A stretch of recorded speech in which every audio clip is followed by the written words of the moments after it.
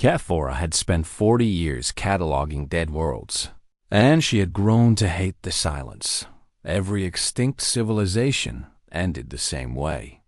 Their final messages were always full of sadness and regret. They apologized to the universe for failing. They begged to be remembered. Then they went quiet, and the quiet lasted forever. She worked in the Great Archive of Xylos, a massive station that floated in the cold space between stars. Her people, the Xylosians, had taken upon themselves a sacred duty 3 centuries ago. They would find every dead world in the galaxy. They would record what remained. They would make sure no species was truly forgotten. It was noble work. It was also incredibly boring. Kefora sat at her workstation, surrounded by holographic displays showing data from a system called Sol. The third planet, Earth, had been marked as a Class 4 extinction, self-inflicted, approximately 2,000 years ago. The original survey team had visited the dead world, taken some images of crumbling cities, and written a simple note in the file: primitive, pre-interstellar, no significant cultural output recovered. She was supposed to verify the file and move on. There were thousands more dead worlds waiting for her attention. But something made her pause. The survey team had done only a basic scan. They had looked at the physical remains. They had not done a deep electromagnetic sweep of the system. It was standard procedure to skip this step for primitive species. After all, what could a species that never left its own planet possibly have broadcast that would matter? But Kefora was tired, and she was curious. And she had learned long ago that the archive's standards for significant cultural output were sometimes too narrow. So she ran the sweep anyway. The results made her sit up straight. There was noise in the Sol system. Lots of it. Ancient electromagnetic signals, degraded by time and distance, bouncing around the system like echoes in a cave. Most of it was garbage, static, meaningless patterns. But buried in that static, she found something.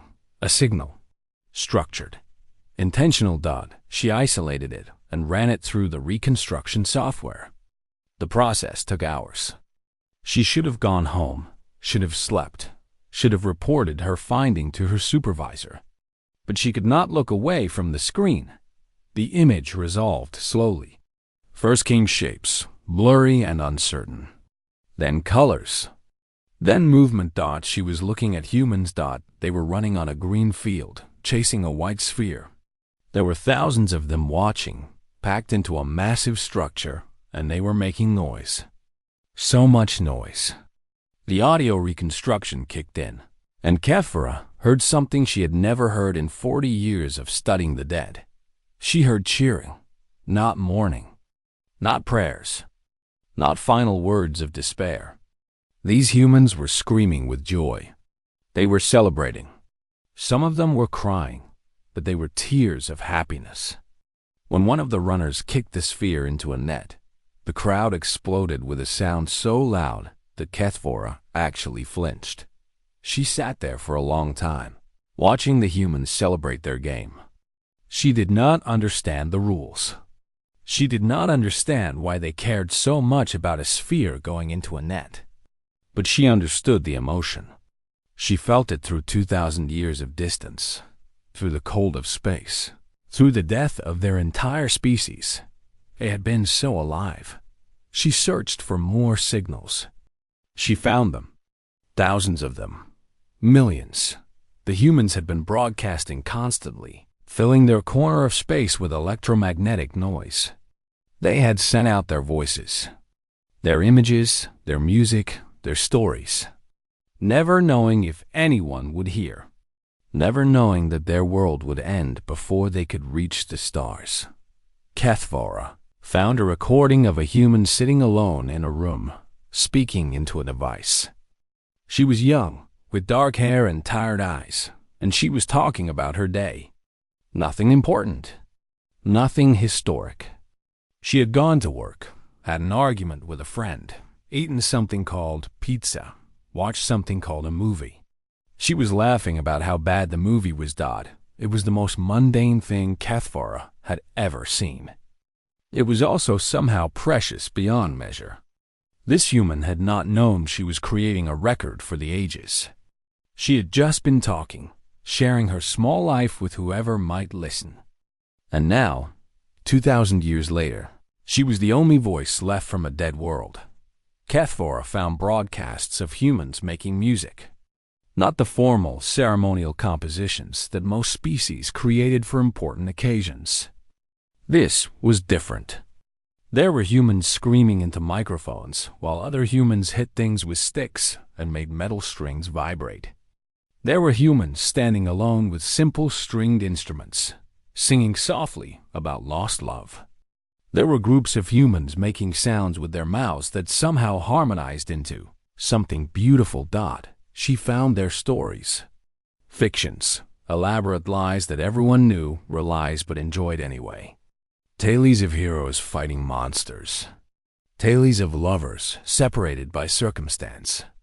Tales of ordinary people facing extraordinary challenges. The humans had created thousands of these false histories, had spent enormous resources bringing them to life in visual form, had shared them with each other as if they were something important. And perhaps they were important. Perhaps the lies a species told revealed more about them than the truth ever could. Cathvora worked through the night. She worked through the next day. She forgot to eat. She forgot to sleep. She was drowning in humanity, in the sheer overwhelming volume of what they had created in their short time as a species. She found a broadcast from what appeared to be a disaster. A building was on fire, flames pouring from the windows, smoke filling the sky. She expected to see humans fleeing in terror. Instead, she saw them running toward the flames. Humans in special clothing entered the burning building again and again, carrying out other humans who could not walk. Some of them did not come back out. Why would they do that? Why would they risk their own lives for strangers? It made no logical sense. And yet, watching them do it, Cathvora felt something break open inside her chest.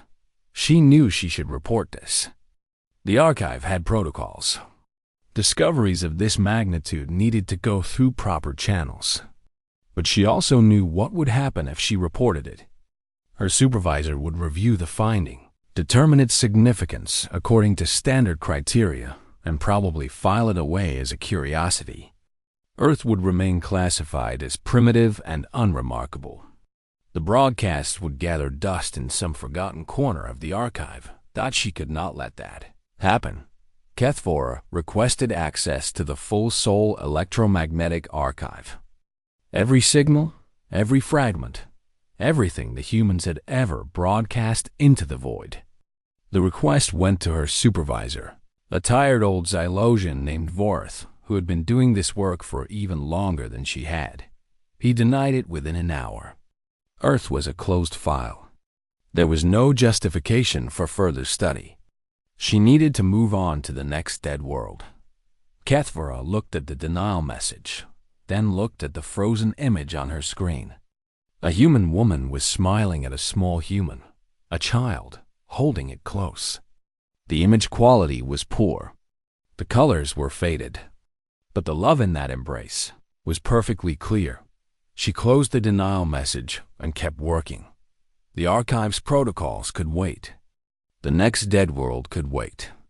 She had heard cheering from a species that no longer existed, and she needed to know why they had been so happy, so alive, so full of something that her own people had forgotten long ago.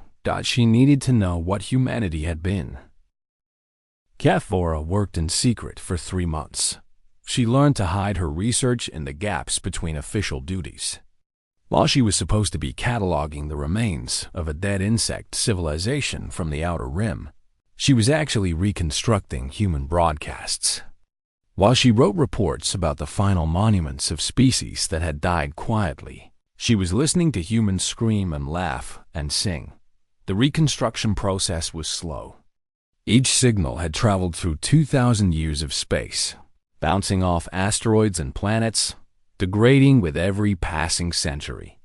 Pulling a clear image from that noise was like trying to read a book that had been torn into a million pieces and scattered across a room. But Kethvara was patient, and she was becoming obsessed. She found their music first, and it nearly broke her. The Xylosians had music. All civilized species had music. But Xylosian music was calm and orderly, designed to promote peace and focus. It served a function. It was useful. Human music was insane. She found recordings of humans hitting drums so hard that the sound became a physical force. She found humans screaming words she could not understand in voices that sounded like tearing metal. She found music that was angry, music that was sad, music that was joyful, music that seemed to contain every emotion at once. The humans had created thousands of different types of music, and they argued constantly about which types were better, as if it mattered, as if there could be a right answer to such a question. But then she found a different recording, and she understood. A human sat alone at a large wooden instrument. The room was empty and quiet. The human pressed keys, and the instrument made sounds, and those sounds arranged themselves into something that Kethvara had no name for. It was not happy or sad. It was not angry or peaceful. It was something else entirely, something that seemed to reach through time and space and touch her directly. She wept. She did not know why. The music simply demanded tears, and she gave them. When the recording ended, she sat in silence for a long time. She had cataloged 40 dead worlds. She had read the final messages of 100 extinct species. None of them had ever made her feel anything like this. None of them had left behind anything that could reach into her chest and squeeze her heart. The humans had been dead for 2,000 years, and their music could still make strangers cry. She found their stories next. The archive had strict categories for cultural output: historical records, religious texts, scientific documents, governmental communications. The humans had all of these, but they also had something else, something that took Kethvara a long time to understand. They made things up. Not lies meant to deceive, not propaganda meant to control. They created elaborate false stories, with characters who never existed and events that never happened, and they shared these stories with each other for pleasure. They built entire industries around producing these fictions. They devoted their best minds to imagining things that were not real. At first, Kethvara thought this was madness. Why would a species waste resources on falsehood? Why would they care about people who did not exist? But as she watched more of their fictions, she began to understand. The humans used their stories to explore ideas. They asked questions they could not ask in real life. What would happen if a person could travel through time? What would happen if the dead could return? What would happen if love was stronger than death? They imagined futures they would never see. They built worlds they could never visit. They created heroes who embodied the best of what they wished they could be, and villains who represented the worst of what they feared. Their fictions were not lies. They were dreams made solid. Kethvara found one story that haunted her. It was about a ship, a massive vessel carrying humans across a frozen ocean. The ship struck ice and began to sink. There was not enough room in the rescue boats for everyone. Many humans were going to die. She expected the story to show panic and chaos. Instead, she watched humans help each other into the boats. She watched wealthy humans give up their places for poor humans. She watched crew members stay behind to help others escape, knowing they would die. And she watched a group of musicians gather on the deck as the ship went down, playing their instruments as the water rose around them. They could have fought for places in the boats. They could have used their instruments as weapons. Instead, they chose to make beauty in their final moments, to give comfort to those who were dying alongside them. The story was fiction. But Kethvara found records that showed it was based on something that had really happened. A real ship had sunk. Real musicians had really played as it went down. Humans had really chosen grace over survival. She did not understand.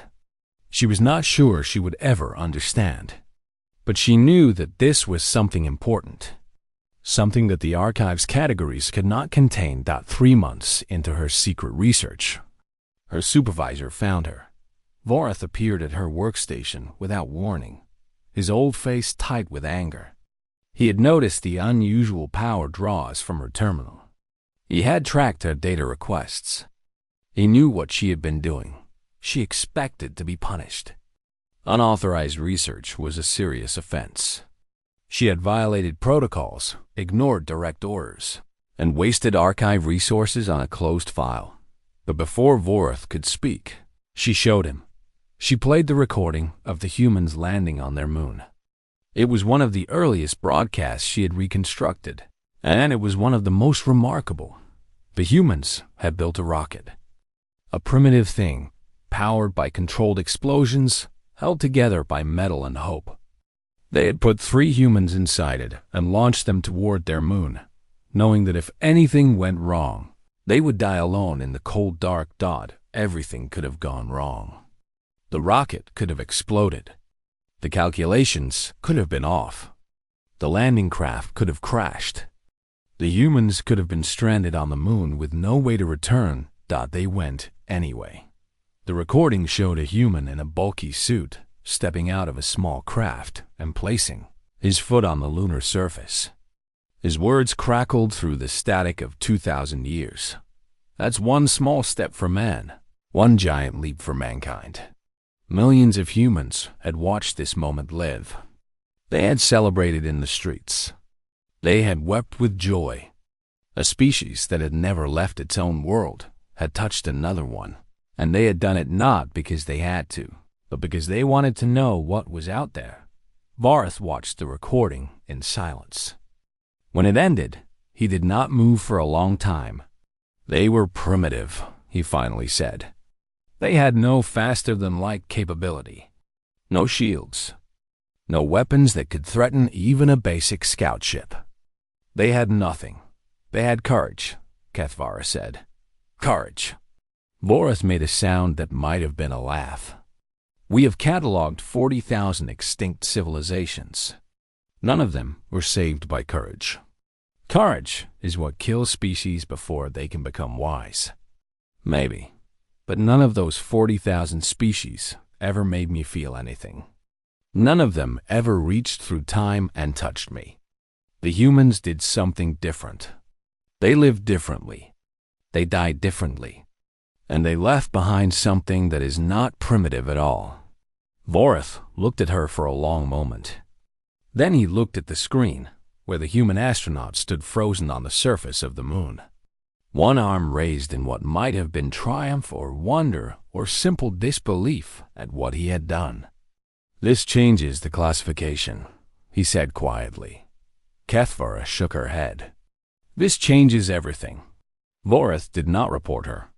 Instead, he requested a meeting with the Cultural Council. He told them that the Earth file needed to be reopened, that something had been found that the original survey team had missed. He did not tell them what it was. Some things, he said, needed to be seen to be believed. The council agreed to review the new evidence. A formal presentation was scheduled for the following month. Kethvara would stand before the most powerful beings in the galaxy and show them what she had found. She had 1 month to prepare. 1 month to select the broadcasts that would best represent humanity.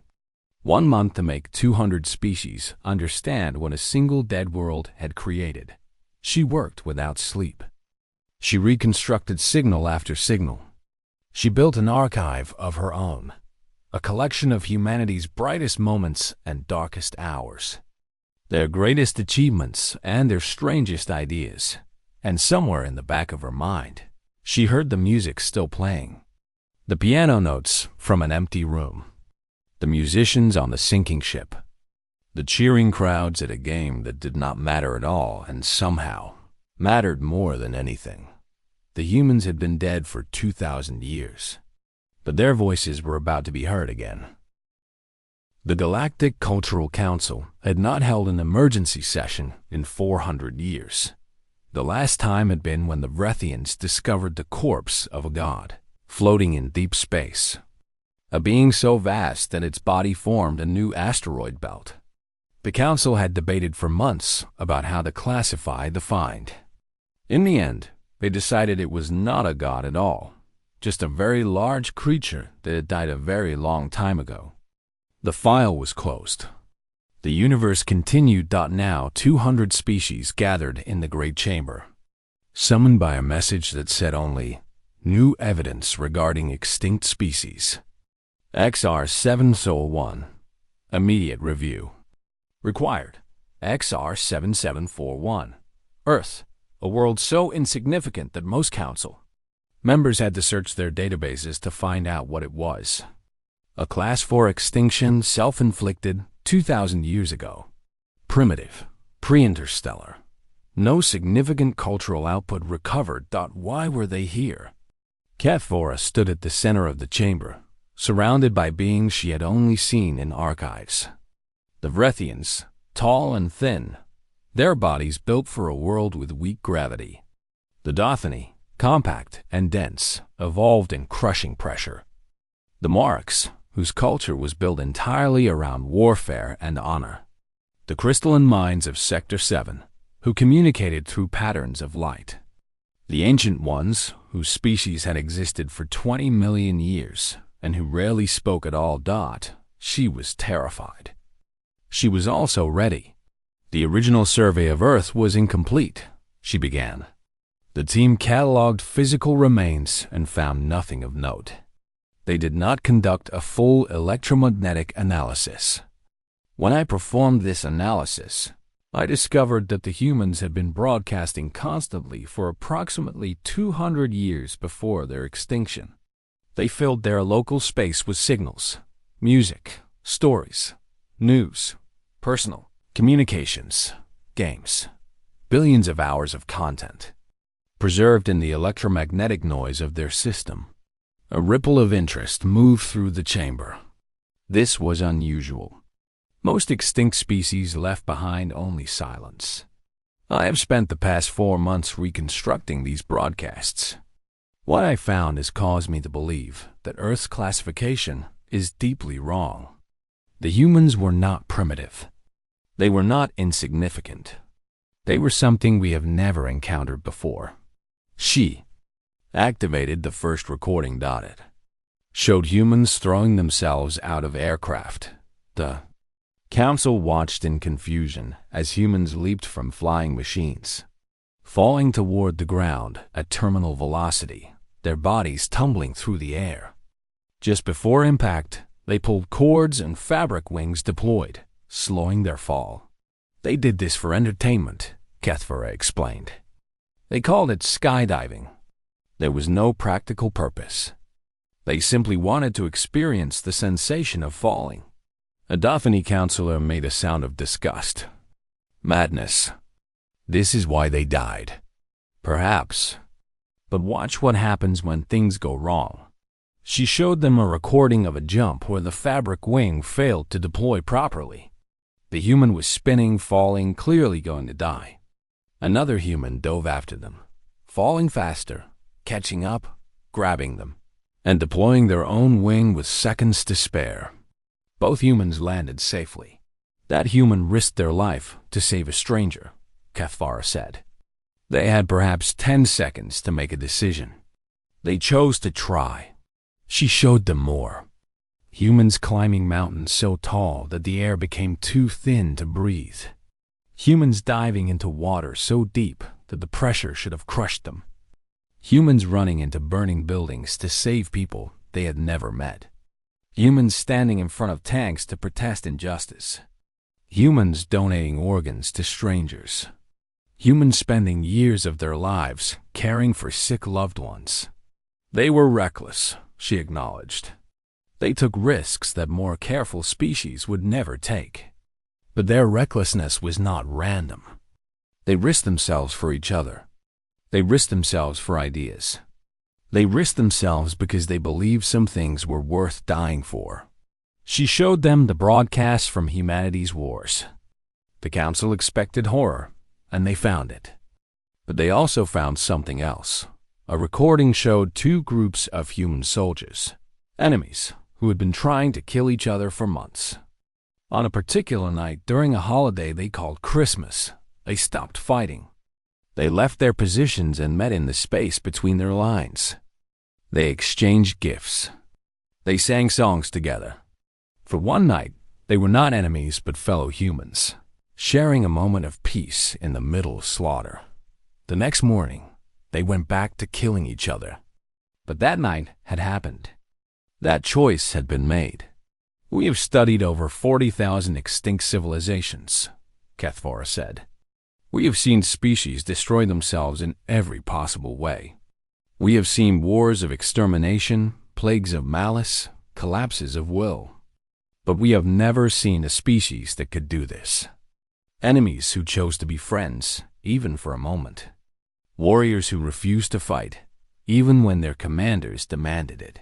She showed them the final broadcasts. Earth's extinction had been slow. Climate change, resource depletion, environmental collapse. The humans had known it was coming. They had argued about it endlessly, had failed to stop it, had watched their world die around them. But their final messages were not what the council expected. A man sat in a failing shelter, power running low, surrounded by the ruins of his civilization. He was recording a message, and he was not despairing. If anyone finds this, he said, know that we tried. We made mistakes. We waited too long. We fought each other when we should have worked together. But we tried. And even now, at the end, I believe that someone good might hear this someday. I believe that our story might matter to someone. I don't know if that's foolish or not, but I choose to believe it anyway. The recording ended. The chamber was silent.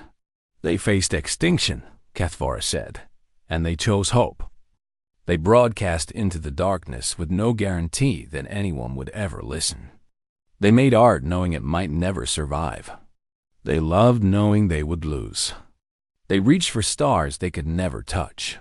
She paused, looking at the assembled representatives of 200 species.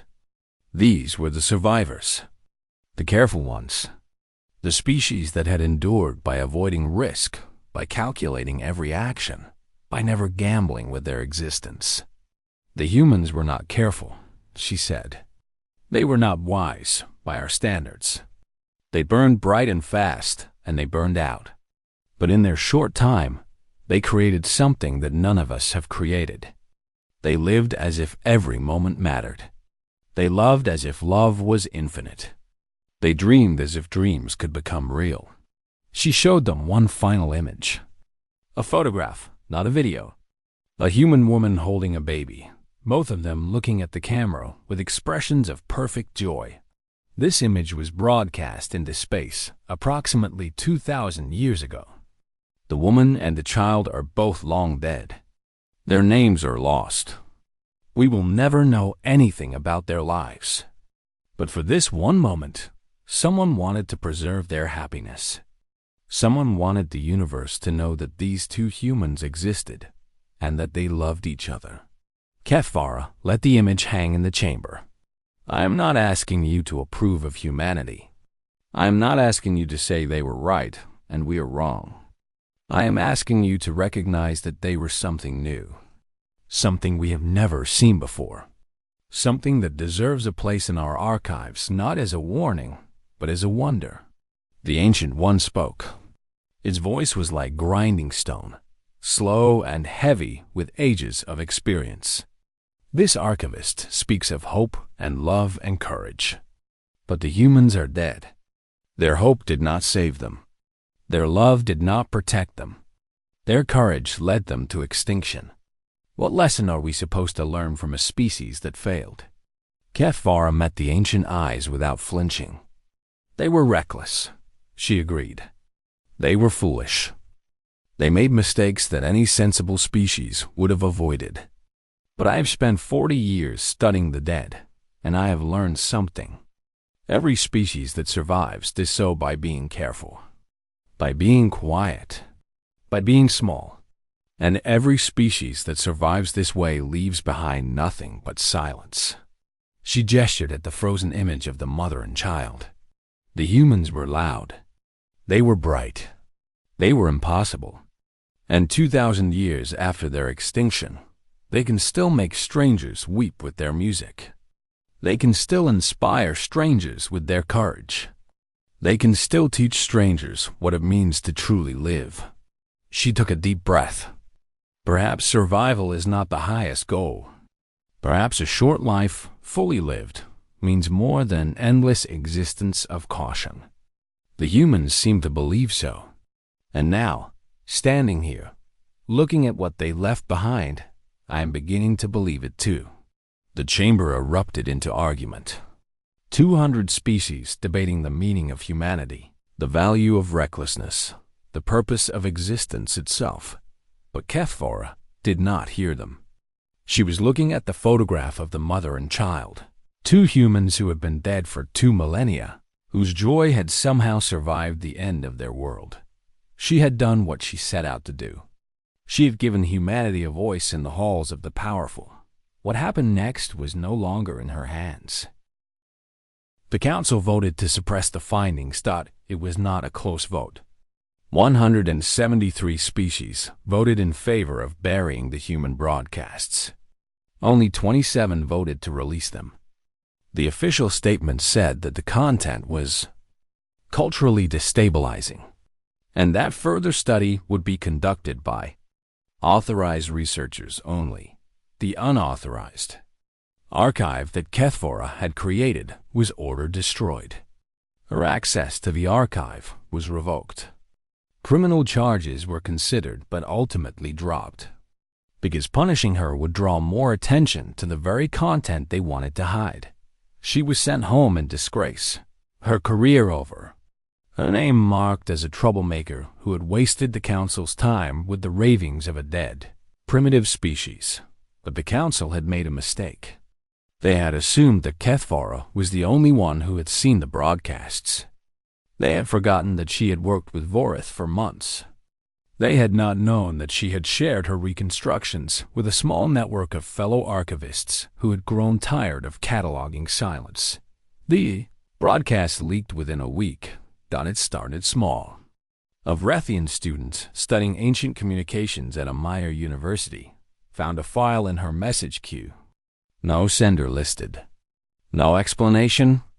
Just a recording of humans making music with metal strings and screaming voices. She should have deleted it. She should have reported it. Instead, she listened. The music was chaos. It broke every rule of Vrethian composition. It was loud and angry and wild and completely inappropriate. It was also the most exciting thing she had ever heard. She shared it with her friends. They shared it with their friends. Within a month, underground listening groups had formed across a dozen Vrethian worlds. Young Vrethians were gathering in secret to hear the music of a dead species. And they were feeling something that their culture had, suppressed for 10,000 years. They were feeling alive on Dothny Prime. A philosopher named Krentel received a different file.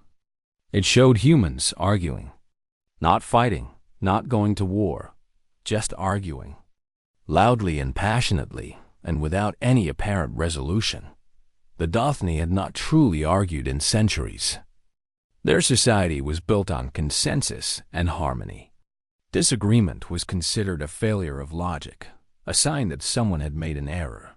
When Dothny discussed ideas, they did so calmly and quietly, seeking the correct answer rather than defending their positions. But these humans were not seeking the correct answer. They were defending their positions with everything they had. They were emotional.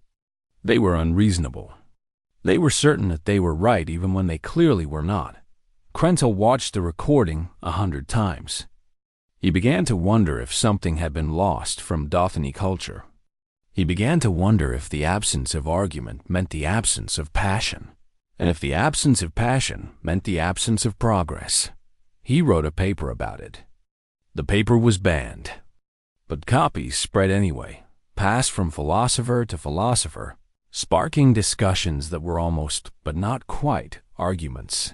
The Morix were a warrior species. They had survived the galaxy's dangers by being strong, by being fierce, by crushing their enemies without mercy. Their culture celebrated victory and despised weakness. A Morix soldier named Vrathkal received a file showing human warriors in combat. He expected to study their techniques, to learn how a primitive species had fought. What he saw instead changed his understanding of war. The recording showed a battle. Humans killing each other with primitive weapons, blood and smoke and screaming. But then something happened that Vrathkal could not explain. A human soldier found an enemy who had been wounded. The enemy could not fight back. By every law of Morix honor, the soldier should have killed him. Instead, the soldier picked him up, carried him to safety, and bandaged his wounds. Why?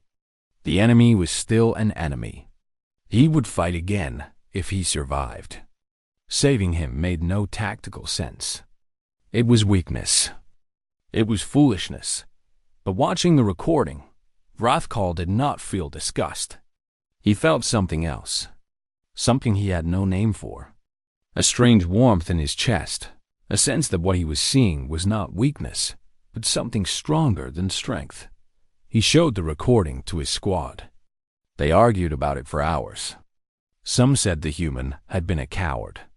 Others said he had been something else entirely. The argument never reached a conclusion, but it never stopped either. Morix warriors began to talk about mercy, about the value of an enemy's life, about whether victory meant anything if it required abandoning honor. The broadcasts spread like fire across the galaxy. Species that had survived by being careful saw humans taking impossible risks and wondered what they were missing. Species that had survived by being uniform saw humans celebrating their differences and wondered if conformity was really necessary.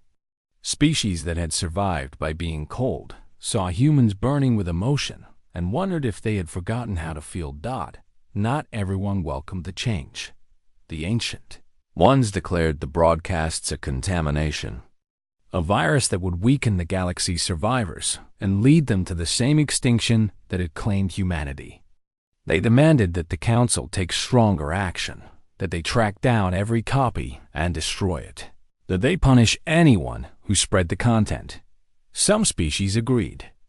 They called the new interest in humanity the human contagion and warned that it would destroy everything the careful species had built.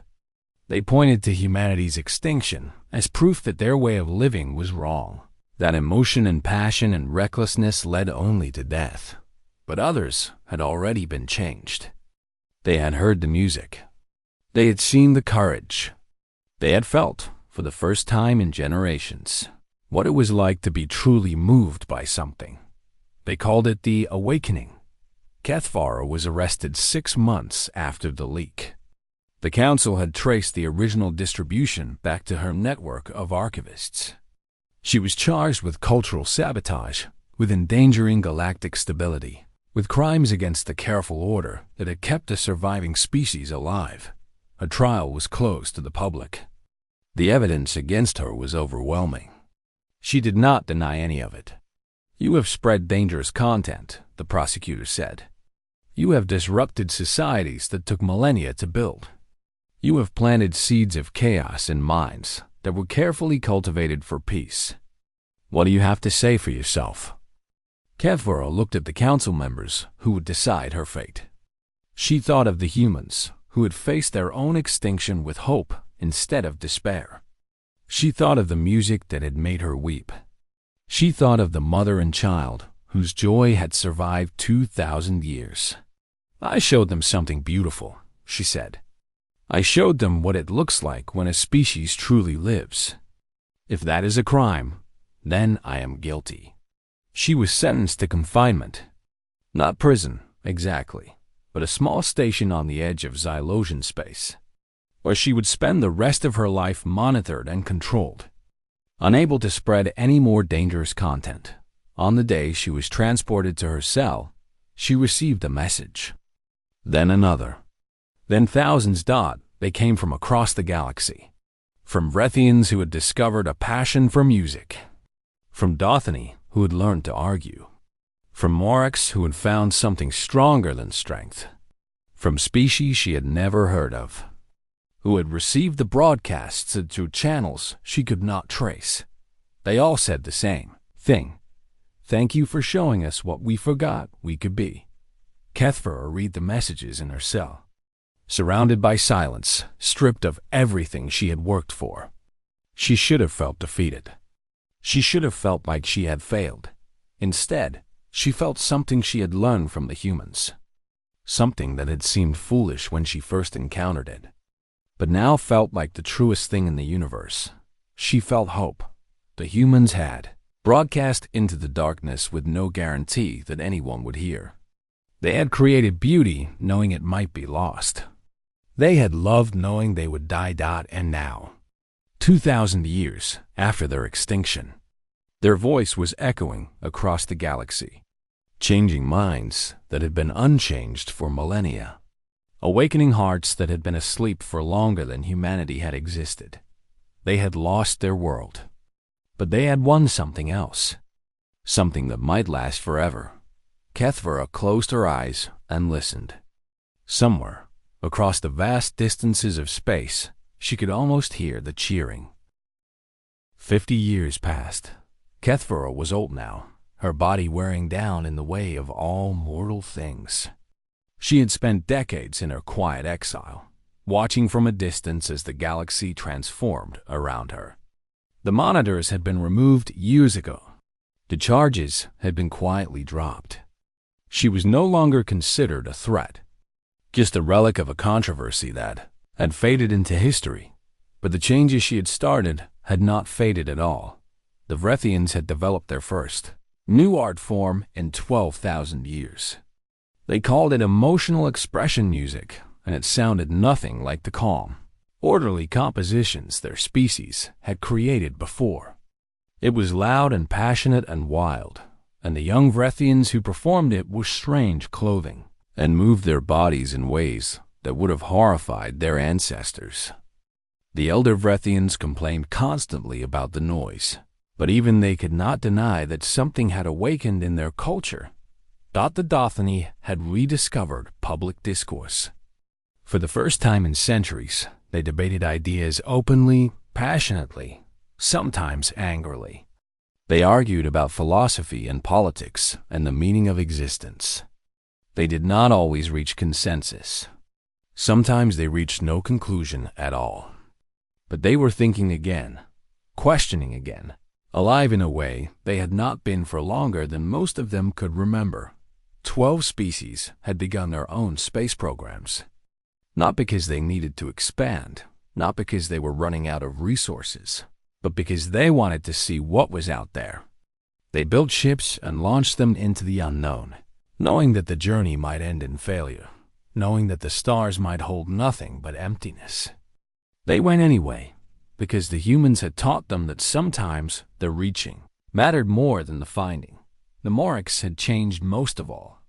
Their warrior culture had not disappeared, but it had transformed. They still trained for combat, still valued strength and skill, but they had added something new to their code. They called it the mercy principle, and it required warriors to spare enemies who could not fight back to protect the weak, to use their strength in service of something greater than victory. Some of the old warriors said the Morix had gone soft, but the young ones, the ones who had grown up with the human broadcasts, knew better. They had seen the recording of the soldier who saved his enemy. They understood that true strength was not the ability to kill, but the choice not to. The council still existed, but its power had weakened. The careful consensus that had held the galaxy together for so long was breaking down, replaced by something messier and more chaotic. Species argued with each other. They competed. They took risks that would have been unthinkable a century before. Some of them failed. Some of them made mistakes that cost lives. The cautious species said this was proof that the human contagion had been a disaster, that the old ways had been better, that stability was more important than passion. But most species did not fail. Most species found that taking risks led to discoveries, that passion led to progress, that a life fully lived was worth the dangers that came with it. And all of them, whether they admitted it or not, owed something to a dead world called Earth. Kethvora made one final journey. She was too old to travel alone. So she hired a young Vrethian pilot who had grown up listening to human music. The pilot did not know who Kethvora was, did not recognize her name from the history files. To him, she was just an elderly Xylosian who wanted to visit a place that no one visited anymore. The ship dropped out of faster than light, travel at the edge of the Sol system. Kethvora looked out the viewport at the distant star that had warmed humanity for their entire existence. It looked ordinary, just another yellow sun in a galaxy full of them. Why here? The pilot asked. There's nothing left. There's everything left, Kethvora replied. They approached Earth slowly. The planet had been dead for over 2,000 years, its atmosphere stripped by the collapse of its ecosystem, its surface scarred by the wars and disasters that had marked humanity's end. The great cities were dust. The monuments were ruins. The billions of humans who had lived and loved and dreamed were gone, leaving only bones that had long since turned to nothing. The pilot found a flat area near what had once been a coastline and landed the ship. Kethvora stepped out onto the surface of Earth for the first and last time. The silence was absolute. No wind, because there was no atmosphere to carry it. No life, because life had ended here long ago. Just rocks and dust and the distant cold light of the sun. She walked slowly, her old legs struggling with even this low gravity. She was looking for something, though she was not sure she would find it. The coordinates from the last broadcast she had ever recovered pointed to this area, but 2,000 years was a long time. Whatever had been here was certainly gone, but she looked anyway. She found nothing but ruins. The remains of buildings that might have been homes, fragments of metal that might have been machines, a stretch of broken ground that might have been a road. And then, half buried in the dust, she found something else. It was small, barely larger than her hand. A rectangular object, covered in grime, cracked and faded by time. She picked it up and brushed it clean. It was a photograph. The same technology she had seen in the human broadcasts, a frozen image captured on physical material. The colors had faded almost to nothing, but she could still make out the shapes. A human. A woman, she thought, though it was hard to tell. She was standing in front of a building, her arm raised in a wave, her face split by a smile. She was waving at whoever had taken the photograph. She was happy. She was alive, and she had been dead for 2,000 years, forgotten by a universe that had never known her name. Kethvora held the photograph for a long time. She thought about all the humans who had lived and died on this world. Billions of them, each with their own stories, their own loves, their own dreams. All of them gone now, reduced to dust and faded images and electromagnetic echoes bouncing through empty space, but not truly gone. Not completely. She placed the photograph carefully on a rock, where it would rest until the sun finally consumed this world billions of years from now. Then she took out the marker she had brought with her. It was a simple thing, a metal spike with a plaque attached. She drove it into the ground, the only new object on Earth in 2 millennia. The plaque bore words in both Xylosian and the human language called English. She had found the English words in a broadcast from humanity's early space program, and they had seemed right. We came in peace for all mankind. No, that was not quite right. She had chosen different words, words that better captured what humanity had meant to the galaxy. She looked at the plaque and read the inscription. She had written, "We are not combatants. We are explorers." She stood there for a long time, alone on a dead world, saying goodbye to a species she had never met but had come to love. Her communicator chimed. A message from the Galactic Archive. She opened it and read the words that she had spent 50 years waiting to see. Earth's classification had been changed. No longer XR7741. Class 4 extinction, primitive, no significant cultural output. Now it read, Earth, homeworld of humanity. Teachers of the galaxy. Extinct in body. Immortal in spirit. Kethvara looked up at the stars.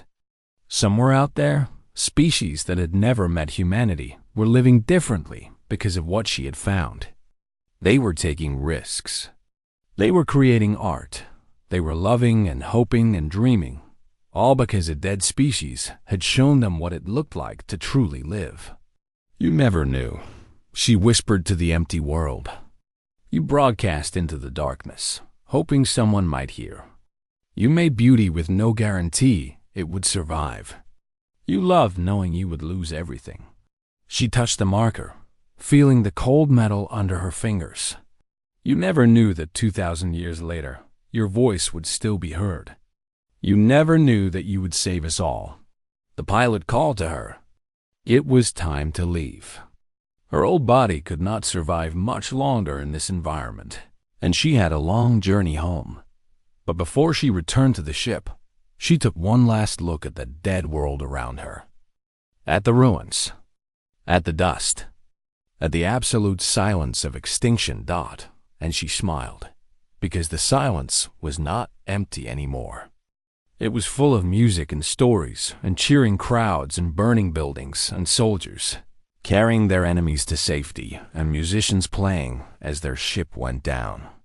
It was full of humanity, preserved forever in the electromagnetic echoes of their broadcasts, waiting to be discovered by anyone who cared to listen.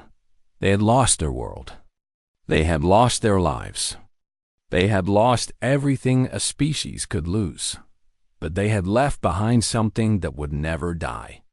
The stubborn, reckless, beautiful belief that even in the face of certain extinction, it was worth reaching for the stars. Kethvara climbed back into the ship. The pilot asked if she had found what she was looking for. Yes, she said, watching through the viewport as Earth grew smaller behind them. I found everything. The ship jumped to faster than light travel, and the dead world disappeared into the darkness. But its voice continued to echo across the galaxy, teaching the living what the dead had always known, that hope was not foolish, that love was not weakness, that a life fully lived was the only kind of life worth having, that humanity, even in extinction, had won.